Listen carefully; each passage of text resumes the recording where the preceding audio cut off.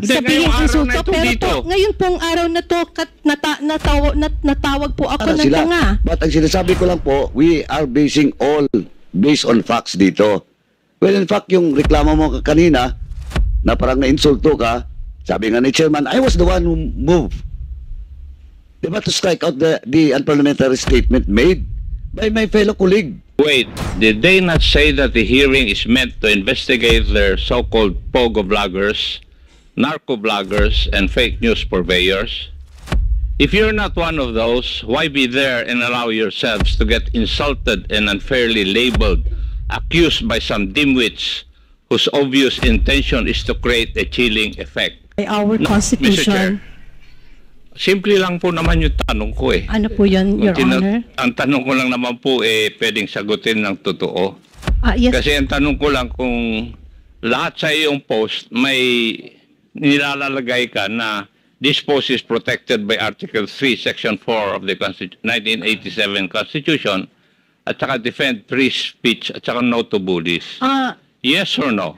No, Yun lang sir. po, I do not need an explanation. Sir, no, sir. Not all, but most of my posts, may nakalagay pong ganon. Lately, ha? Lately po, ganon. Pero sometimes ay nakakalimutan kong ilagay yon. But as much Yes. as possible, nilalagay ko po because that's also advice din ng mga kaibigan kong abogado. Yes. May I know what Article 3, Section 4 of the 1987 Constitution all about? It's about free speech, sir. And would you free- know, Madam Kiambao, that free speech is not absolute? I understand, sir. You understand? Yes, sir. Yes, Your Mabuti. Honor. Now, matanong ko po ba, no to bullies, who are you referring to? Marami po talagang bullies din sa online at Sino po yung nagbubuli sa inyo? O ikaw ang nambubuli? Marami po kasi, sir, may mga vloggers sa kabilang side, yung mga kontra sa aming mga opinion na binubuli rin po kami. Like Pinagpo-post ng kung ano-ano. Gusto niyo, pwede pong banggitin yung mga pangalan nila? Like who nga po? Apo. Like yung sina Rene Astudillo, Labandera, Okay, sige sino na yan? po. TPL Labandera, Tama na po. TPL 3. Ano po ang ini-espouse nila na laban po sa inyong opinion? Eto po, sa akin po, tulad nung first hearing po, hindi ako nakarating dahil ako po ay nasa ibang bansa. Dumating na po ako ng hapon. And then, kung ano-ano na po yung mga pinagsasabi at pati yung itsura ko, kung ano-anong sinabi nila na kesyo, kung ano-ano pong hindi maganda. And hindi ko na rin naman po pinatulan, pero yun nga po, no to bullies, di ba? Parang just because hindi po tayo kumikibo, yun kung ano-ano na nga yung pinagsasabi sa kanilang mga FB pages. Sana nga rin po, napatawag din sila dito at nang matanong nyo rin po ang kanilang mga opinion tungkol sa usaping fake news. Sinabi mo kanina sa opening statement mo, if I remember right, wala kang kinikilingan. You're not pro BBM or Marcos. You're not pro Duterte. Tama po. Tama po, Your Honor. I'm pro good governance. But like I said, also in my statement, I support and I respect yung pong mga pinuno at lahat ng Pilipino na sumusuporta sa aking advokasya, which is good governance nga po at free speech. Good governance. Yes Pero po. dapat po bang isali rin yung paninira ng mga individual na tao? If Ano you are po pro-governance, question na po kayo kanina ni Honorable Abante. Nag-apologize nga po kayo 3 beses at paiyak-iyak pa po kayo. Yes, Your Honor. Napapaiyak po talaga ako sa... And then you claim na wala kang kinikilingan, but from your post, meron kang kinikilingan. Your Honor, May bias ka rin na pinapakita. Um, Kasi nandito sa akin ang listahan ng mga post mo, yo. sige po. Your Honor, just let me know kung pwede na po ako magsalita. Sabi ko po, ako ay pro good governance. Hindi po ako pro Marcos or anti Marcos or anti or any politician. Ang sabi ko po, I'm a pro good governance. And I also said in my statement that I also have my biases. Pero hindi po ako tumitira ng below the belt. I did not say na wala akong bias or wala akong kinikilingan. Obviously, tulad ng sabi ko, sinusuportahan ko ang mga pinuno, ang mga Pilipino na nagtataguyod ng good governance at free speech. So yes, may bias po ako. Kung sino po yung tingin ko na pinuno na nagtataguyod nito, medyo bias po ako doon. Pasensya na po. Wait, did they not say that the hearing is meant to investigate their so-called pogo bloggers, narco bloggers, and fake news purveyors? If you're not one of those, why be there and allow yourselves to get insulted and unfairly labeled, accused by some dimwits whose obvious intention is to create a chilling effect? Now that you are here, Madam Reyes, did you feel this? Again, sir? Did I feel?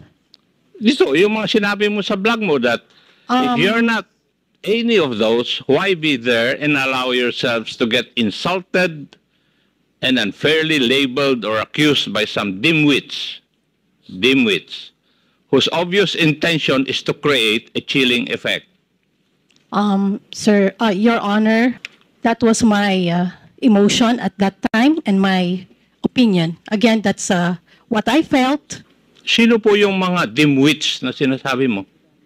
Wala naman po akong pinapangalanan, sir. Sino po ba ang pinatatamaan mo dito sa post mo na ito?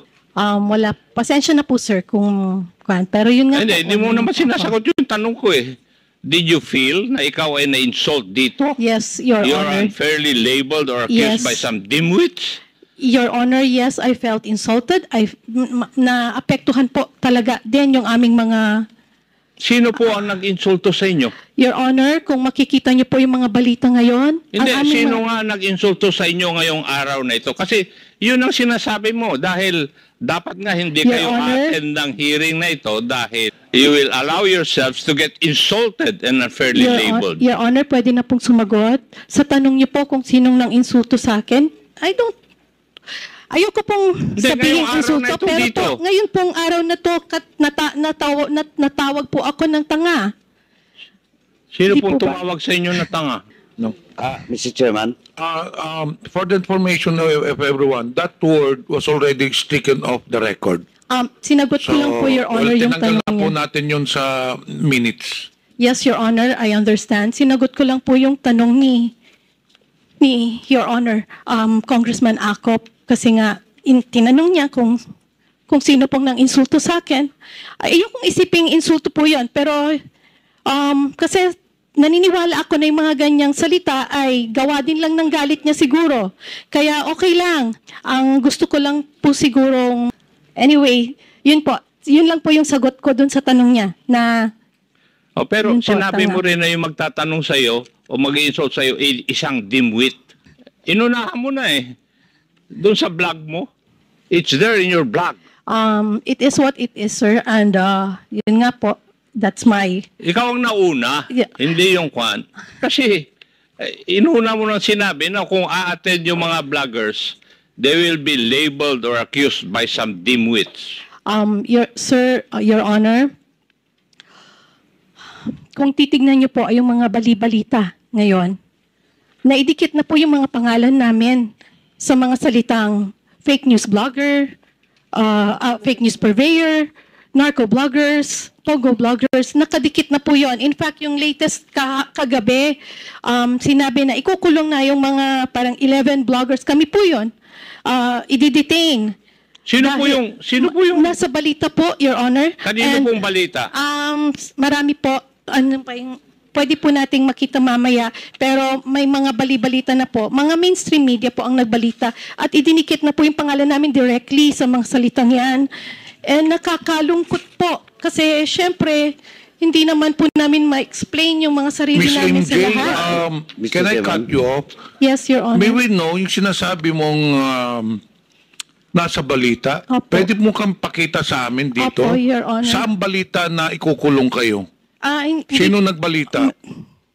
You mentioned mainstream, so that would be GMA, ABS-CBN. Yes. Pwede mong ipakita rito, mainstream preba po. na merong nagpalabas ang mga mainstream media na ikukulong kayo? Because Wait I have lang, not Your heard Honor. of any Meron po. mainstream media saying about this supposedly na pagkulong sa inyo. Pwede mo bang ipapakita meron pa, rito meron yung pa. prueba, ebidensya, Meron pa. proof that this mainstream media has been saying na ikukulong kayo? Yes, Your Honor. Pwede kong ipakita sa inyo mamaya kung gusto niyo po. Kasi na-screenshot ko Sinong naman mainstream po yan. media ba yung sinasabi mo? Can you just give me Radyo Mindanao Network? At saka meron pa marami pa akong nabasa kasi pino-forward nga po sa amin, sir, yung Mr. mga Chairman. Baka ganyan. hindi naman mainstream media yon. Baka Mr. this is Chairman. also social media TV5 personalities. meron din, I don't think No, sir, if mainstream it is a legitimate media outlet, It is, Your if it's a Honor. mainstream media, these are legit people. I don't think they will make irresponsible statements such as that. Mr. Chairman. Yun nga po, Your Honor. Yes, Representative Baduano. Anyway, with due respect to the statement made by Ms. Kembao, ma'am, ganito kasi yan eh. Today's hearing will prove that indeed, if it is true, no? At saka dokumentado po yung sinasabi mo, na kahapon o kagabi, may maganong report, Meron. it will be proven that it is not correct at it is not true. Hindi naman kayo kinontempt eh, unless in this hearing, you will violate our internal rules. Di ba?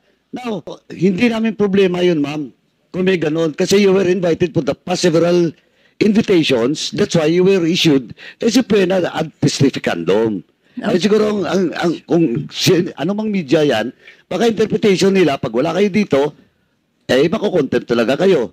Now, ma'am, second, ma'am, yung sinasabi mo ngayon, yung news ngayon, you're now in the news. Okay? And yesterday and today, yes. And then, with regards to this hearing, nasa news kamo, and you were accused of being sa fake news, etc., etc. Ma'am, remember, you apologized 4 times on those issues. Na question sa iyo. And you apologize. And that's on record. Now, if it is true or not, and how it was delivered in social media or any media outlet, ay titingnan natin. But ma'am, sabi ko na nga, you were apologetic for the 4 questions that were issues that was raised against you. Di ba? Now, kaya dalawang issue dito. Question of contempt. Hindi naman kayo siniting contempt. Now, that will be the question of that media outlet's credibility kung ba't nila ni-report na makukontempt kayo, na hindi naman kayo makontempt. Sabi ko nga, hindi kayo makukontempt today unless otherwise. You will violate the internal rules of this committee. Malinaw po yun. Yes, Your Honor. Diba? Well, in fact, itong hearing ngayon will prove that indeed you attended this hearing, and I'm very thankful for that. Kaya Tony Trexie, I'm very thankful for attending this hearing. But ma'am, ang sinasabi ko lang, yung mga news kagabi na iko-contempt kayo, now, ipoprove natin na hindi kayo na-contempt. Yes, Diba? Your Honor. But question of fake news, question of you're telling something in your blogs, 4 na issue yun. Well, in fact, kinount talaga ni Chairman Abante, you apologize on those blogs that you have made. Your Honor, yes, Ganun na Your po, that's on record. Your Honor, I was just reacting po doon or responding doon po sa tanong ni Congressman Acop. Hindi ko po sinasabi at ina-assume na ganun po yung gagawin ninyo. Nirelay ko lang po sa inyo yung mga balita na kumakalat at kung paanong ang aming mga pangalan ay nasisira. Hindi po ibig sabihin na dahil sa inyo, kundi dahil dito sa mga nire-report ng mainstream or ng social media about us na nakakasira. Those are fake news. Ma'am, Di po ba? that's why, ma'am, on the other hand, because you attend this hearing, it only proves that you were not cited in contempt. Di ba? Yes, and You are exceptionated doon sa issue na pinalabas nila last night ba yun or the other day. Pero ngayon, yung lumalabas ngayon, again, I would just like to reiterate, yung lumalabas ngayon na fake news ka or etc. whatever, it was proven dito because you apologize. Now, it's up to them how to write the news or the item or whatever. In their social media account, bala sila. But ang sinasabi ko lang po, we are basing all based on facts dito. Well, in fact, yung reklamo mo kanina, na parang na-insulto ka, Sabi nga ni Chairman, I was the one who moved. Diba, to strike out the unparliamentary statement made by my fellow colleague, my fellow chair sa Quadcom. Kaya gusto na namin ipakita rin dito na we are fair here, ma'am. Yeah, thank you, Your Honor. Thank you, Chairman. Again, sinagot ko lang po yung tanong. Hindi ko po gustong i-bring up ulit yung salitang yon sa akin, pero sinagot ko lang po ang tanong. Maraming salamat po.